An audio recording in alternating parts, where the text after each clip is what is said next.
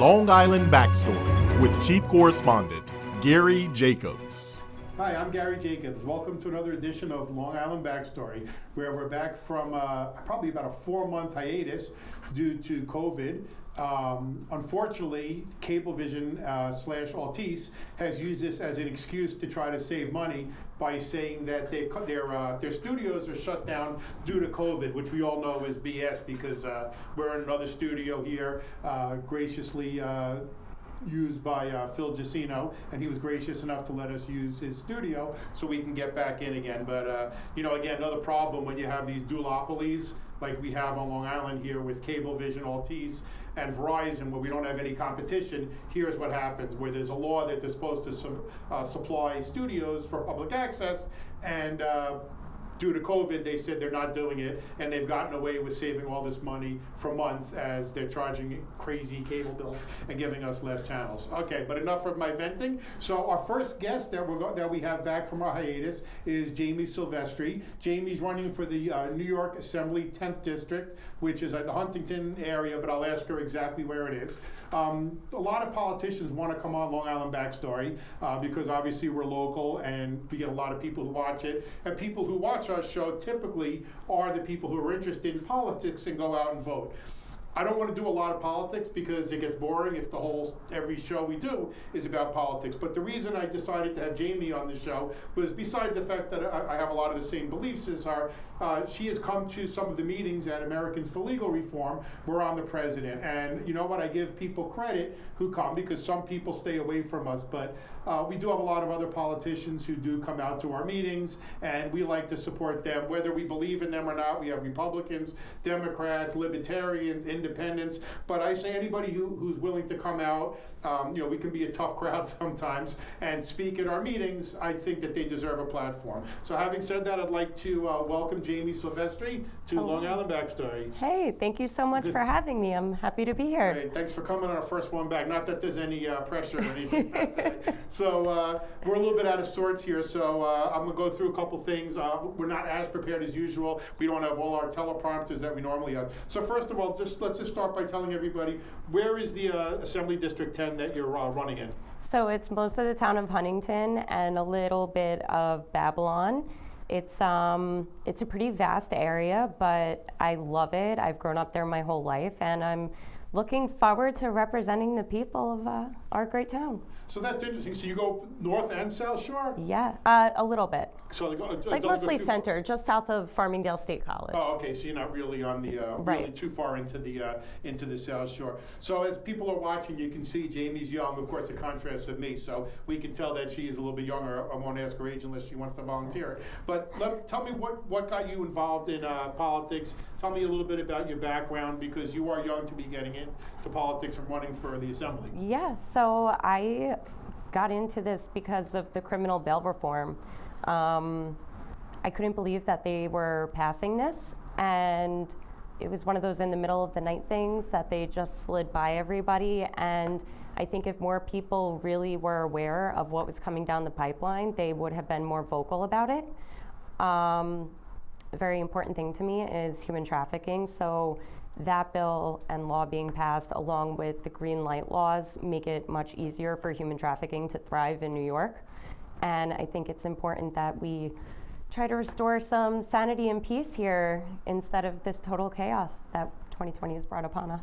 So I have a bunch of issues that I wanted to discuss. I got some of them from your website, and I have some personal issues, New York State. So let's just go back to the bail reform, because as you said, that sort of happened pretty quick. And I guess, in theory, you would say, well, we don't want people being in jail for minor, what we would call minor crimes. Right. For somebody, maybe blows a stop sign or, doesn't pay a bill, they're in jail, then they're subjected to COVID. I mean, we don't want to give people a death sentence so I guess you could see, quickly, oh yeah, that seems like a good idea. So give me a little bit of information about that, and clearly, to a large extent, that it's backfired. So I think, maybe they went too far. What's your I do think they went too far. I mean, I agree with everything you said about it. If it's a victimless crime, I don't think we should be ruining people's lives over that. I believe in opportunities for people, second chances, all of that. The problem is you can literally violently attack somebody and then immediately be released the same day. Jail and prison has basically become a revolving door. There's the discovery element to this, which is a huge problem. If their perpetrator decides that they want to go to where the scene of the crime was, so if the crime's at your house, this person now has the right to come inspect your house because that was the scene of the crime. So it's almost like victims are being doubly victimized, and it was by politicians who decided to make it sound like it was, we're going to be helping people who haven't done something so extreme, but they took it a step further, and now they have released and they are releasing dangerous, violent criminals, and it's got to stop. It's got to stop. I mean, at Americans for Legal Reform, one of our issues is bail reform, judicial reform, and I believe that we imprison way too many people in this country. In my opinion, is that we put people in jail to protect society, and it seems like this is like totally not protecting society. And I do see that there needed to be some bail reform, and I liked it when I first heard maybe this is a good thing. But from what I understand now, the judges don't even have any discretion. So if somebody comes in, I think there was recently a case where somebody said that they were going to kill his ex-wife if he got out of jail, but they had no choice. So they released the person, and he did kill his ex-wife. But I really think this has made a huge impact in New York City. But do you see much of this on Long Island? I know that there was one pretty terrible instance where there was a witness who was speaking out about gang activity, and because of discovery, the people that he was speaking out against, they went to his house in Nassau and they actually killed him right in front of his house. So, I mean, you have people who are stepping up to try to do the right thing to actually make our society a peaceful, safe place, and then they're rewarded by being attacked and murdered in front of their homes. So if you got elected, what do you think should be done with the bill? I think that anything that has to do with a sexual predator or a violent predator immediately needs to be repealed. At the very least, I think the whole bill needs to be repealed. I think we need to discuss it. I do think that low-level crimes are something where, I mean, if you're catching a young person just doing something stupid, it's not worth ruining their whole life over. Right. That's not what we're about. It's supposed to be, corrections. You're supposed to correct a behavior. You're not supposed to ruin a lifetime. And I think that element has definitely been removed and lost. Right. I mean, I don't know if, I really don't know that much about it, but I don't know if there's an element in there for like repeat offenders. I mean, I know every case stands on its own, but it seems to me if somebody's been convicted of a violent crime 3 or 4 times, now they're going in for the 5th time, and we just say we're going to release them, it just seems to me like we're asking for trouble. I couldn't agree more. And actually, Suffolk County has, or New York State actually has a system where you can see sexual predators who have been released. And there are some people out there who, from 2012, they've been arrested 17, 18, 19 times. How is it that they keep getting in and out when they are attacking young children? And in some cases, it's always people who are defenseless. Right. They're predators, that's it. They're going for people that they're stronger than. And if these people are constantly repeating these offenses, how do we just keep letting them back out? Right. I mean, we need to help as well. I agree. So let's talk about, I'm just going to go through a couple of issues, not necessarily in any order. One of the issues that of course is big in New York State is the exodus from New York. And, me personally, I talk to people, every day, and we talk about the problems on Long Island and the mismanagement in New York in general, how it's just out of control. And I don't think if you talk to 10 people, 7 or 8 of them are going to say, I can't wait to get out of New York State. Some are here because their family's here, their jobs are here, but you don't get the people saying, you know what, I love Long Island. And Long Island has a lot of great things to offer. You just don't hear it anymore. You don't. It seems like the bad's outweighing the good. It feels that way, and it's so sad too. I was actually just talking about that this week. Like, Long Island is such a cool place. Where else in our country do you have a place like Long Island? Right. And we're so unique, and I feel it when people are looking at us now. I mean, I've had the same thing. A lot of my friends have moved out of state, and that's why the exodus is so important to me, is because people feel like they don't have opportunities here. They feel like they don't have the high-paying jobs that they want here. Rent is out of control, mortgages. It's expensive to live here. Crazy. And then when again, back to the bail reform, when you're seeing safety being not a priority, there's no incentive. Right. There's absolutely no incentive. And it's just to have such a unique place and such a beautiful place to live and not have people appreciate that because of the environment that we've essentially created, we have to correct it. Yeah, I think, we used to say on Long Island, we spend a lot of money, but it's because we have it's very safe here on Long Island. We have the beaches, we have New York City, we just don't have a lot of crime here on Long Island. But now we look, what do we have? We go to Manhattan, we have to worry about all the crime taking place in Manhattan. We have to worry about crime coming out when MS-13 was just out of control in the past couple of years.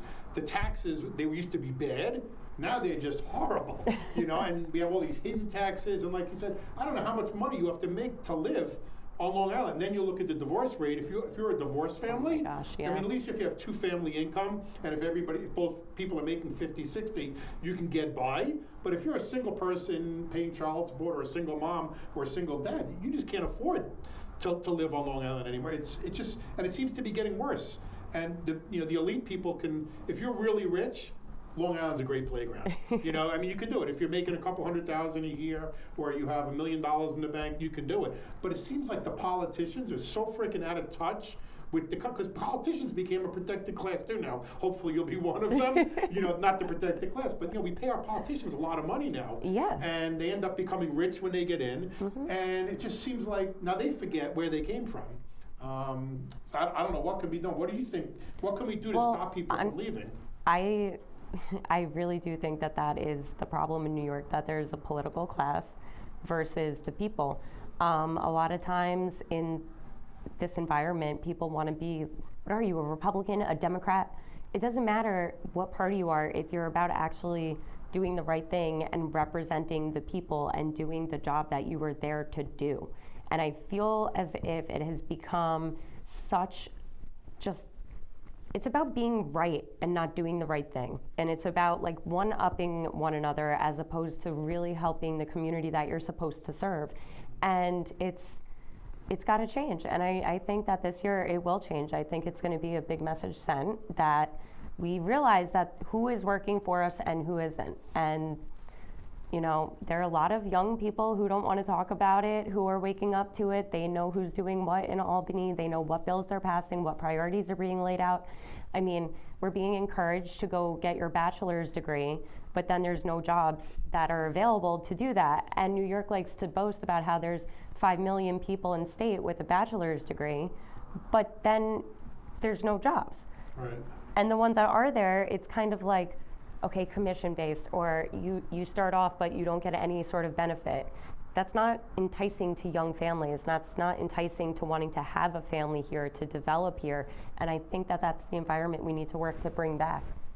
Yeah, I really don't see, growing up, I grew up on Long Island as well, and there definitely seemed to be more opportunity, but, one after another, you see companies leaving Long Island. I don't know why any company, honestly, would want to be on Long Island, unless you sell to Long Island. Why would you want to be here? We treat businesses so horribly, and I think that's one of the issues, and I don't know how you feel about that, is the way we treat businesses, like they're the evil, bad people. We tax the hell out of them. We keep giving all these laws to make it hard for them. They get taxed on the personal side. They're paying their building taxes, the sales tax is crazy. We increase sales tax, but people forget there's an internet. So you increase the tax, they can go online and buy something from a different state. And get it from Amazon. And, yeah, exactly, and get it cheaper. And I just want one example, and I wanted to get your feeling on it, is when the legislature came back into session this year, that's probably not something you watch, but sort of emblematic of the system, is when the Senate came back, the state Senate this year,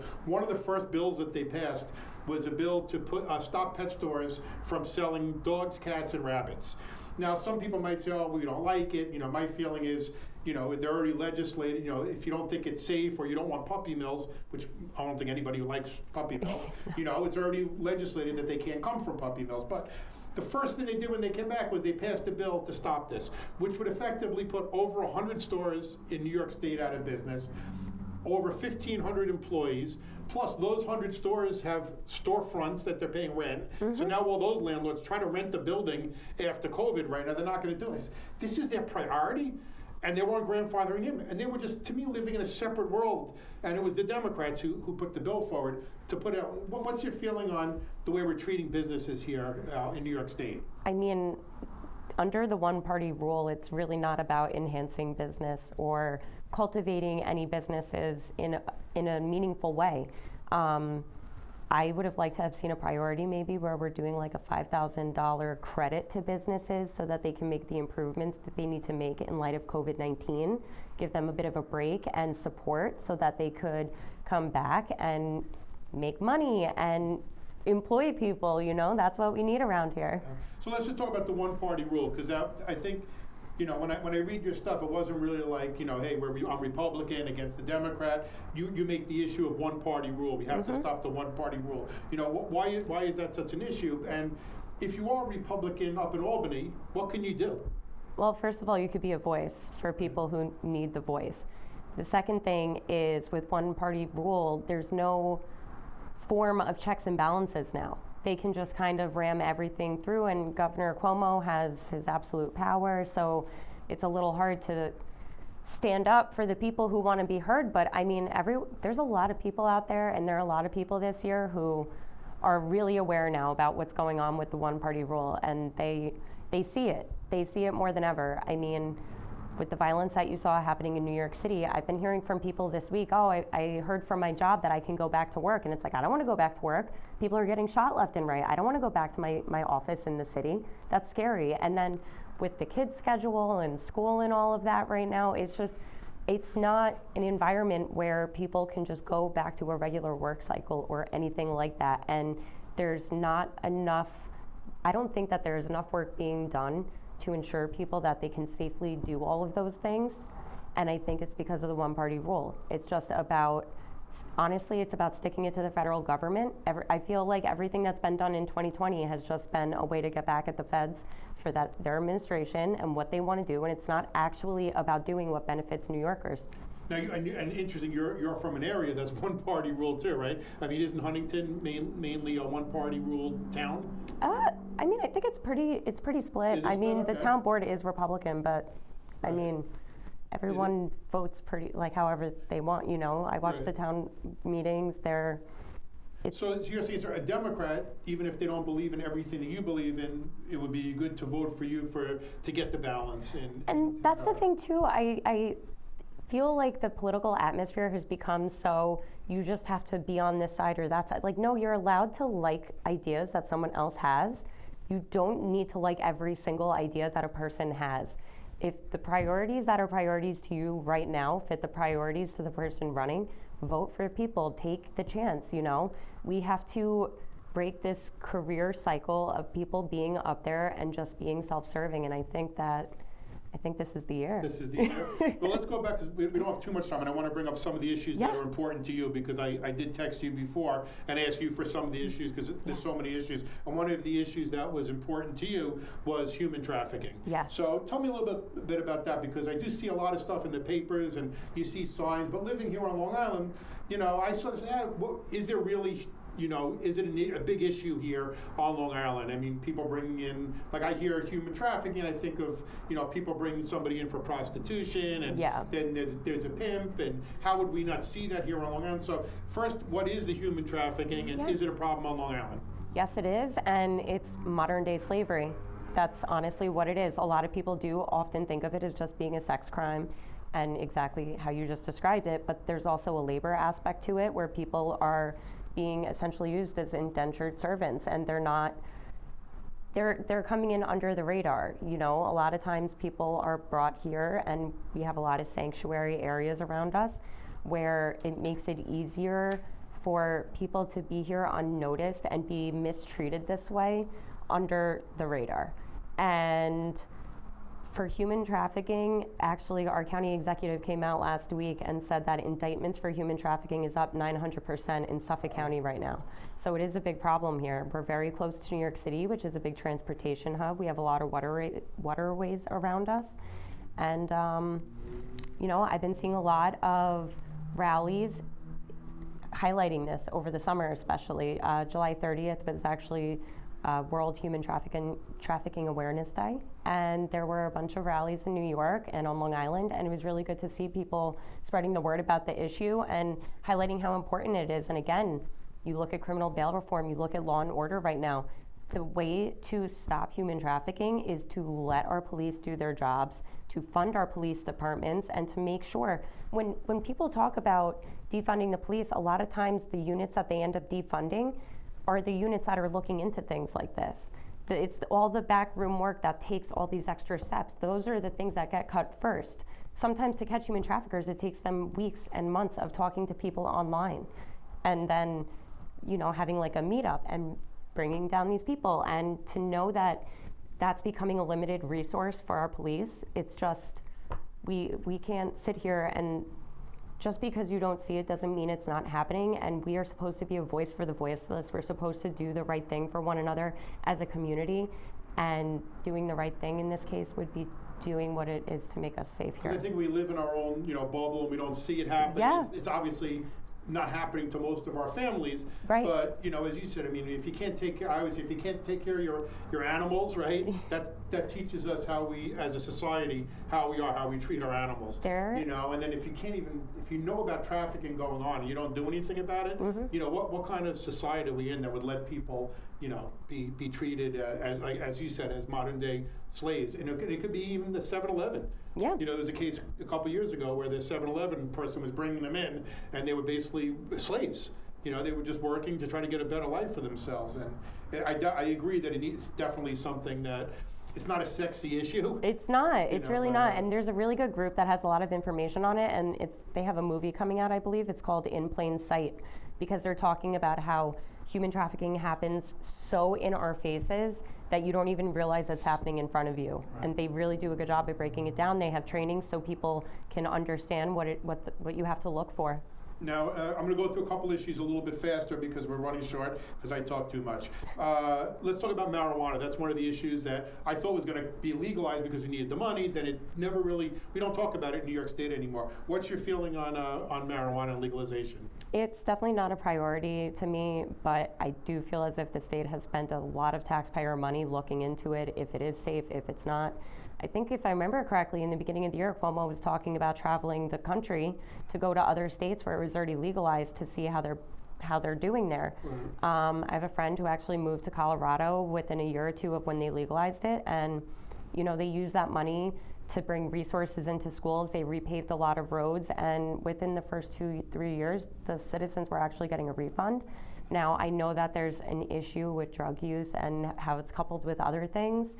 But it's personal choice, and I think if we're making our safe state, our state safe again, we'll be able to help people that might go down a bad path. So that's not usually the Republicans are against that, right? Yeah. So you're against the grain on that one, I guess. But maybe that's the age difference too. But it's just, when you see, to agree. Is that sort of the cat's out of the bag anyway? It is, and first, 86% of college students try it before they leave college. Let's be honest. So it's not stopping it. And that's how many people we put in jail? That's the thing that I have a problem too, though, is that when people are getting it, so now you're getting it illegally. Right. How do you know you're not spending money that's going back to a cartel? Mm-hmm. How do you know you're not spending money? Sex trafficking.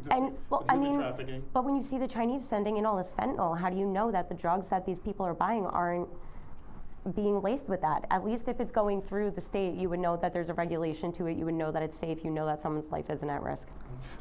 Let's just talk about something a little bit timely because the election's coming up. Let's talk about the COVID-19 and all the draconian measures that we've put on and the poor businesses that are shutting down now. What's your feeling on the way that's being handled, and what would you do, if anything, differently if you got in about all the rules that we have now? I would like to get rid of a lot of these rules. I think we need to let businesses go back to being businesses. I think that we definitely need to rein in some of the power that our governor has. I know that he was attempting to do the best that he could with the given knowledge, but I think that that's kind of across the board on every governmental level across the nation. And, you see other states that are in a recovery right now, and it would be nice to be one of them. Yeah, certainly would. Last question. We have a $6 billion New York deficit in New York State. $6 billion. How would you propose we shorten this deficit that we have, because it's going to be worse, obviously, with all these restaurants and businesses being closed. What would you do? Would you cut the budget, increase taxes? Where would you get this money for? I would like to cut wasteful spending. I would love to cut back on wasteful spending, and again, criminal bail reform. The amount of money that they now have to spend in order to turn the evidence around and the amount of time that they have to turn it around is actually costing taxpayers more.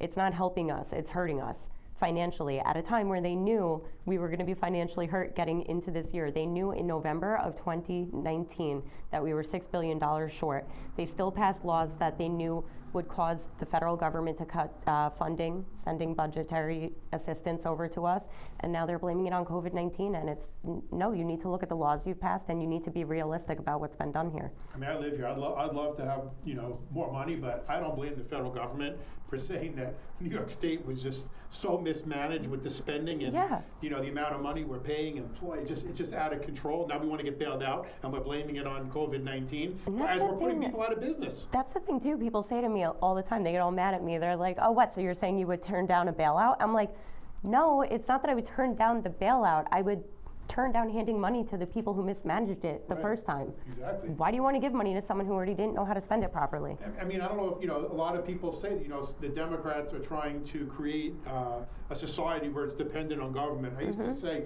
I can't believe anybody would be so devious, and it's certainly not all Democrats, by far. But it seems like to me some of the upper leaders in our thing, I'm starting to believe that they actually want to hurt people so that they are dependent on the government. What's your feeling on that? I've said, throughout the campaign trail, that New York is making me nervous because it's reminding me of a communist state. And I think that they're trying to make a blueprint for the rest of the country. And that's why this is one of the most important elections on a local level, I think, in my entire lifetime, perhaps. Great, Jane, because we're out of time. Where can people get more information on your campaign? Absolutely. So it's Silvestri for NY. Because I spelled it wrong every time. I always have the SY. It's SI. It is, yeah. So it's Silvestri for NY. That's SILVESTRI for, like the word, ny.com, and all of my social media is the same, and you can find me on Twitter, Instagram, and Facebook. Great. And we'll put the information on the bottom of the screen. Thank you. Okay, thanks so much for coming, Jamie. Thank I you appreciate for having it. Thanks me. for coming out. I'm Gary Jacobs. Thank you for joining us. Another edition of Long Island Backstory. If you like the show, please share it on social media. If you're watching on YouTube, please click the thumbs up so you get to subscribe and get notified every time we post a new show. We'll see everybody next week.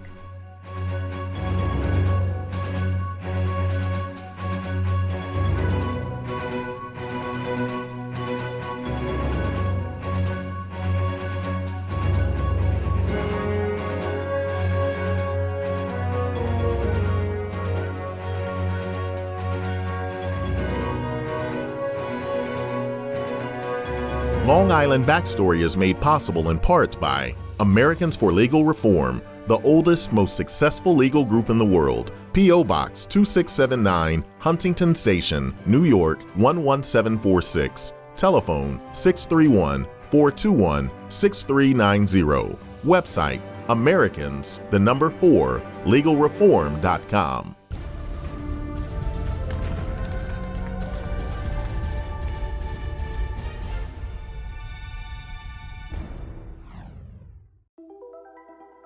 Todd's a great guy. I mean, look at him. What a sweetheart. Attaboy. Wait, Todd, what are you doing? How totally selfish and un-Todd-like of you. Come on, Todd. Come on, man.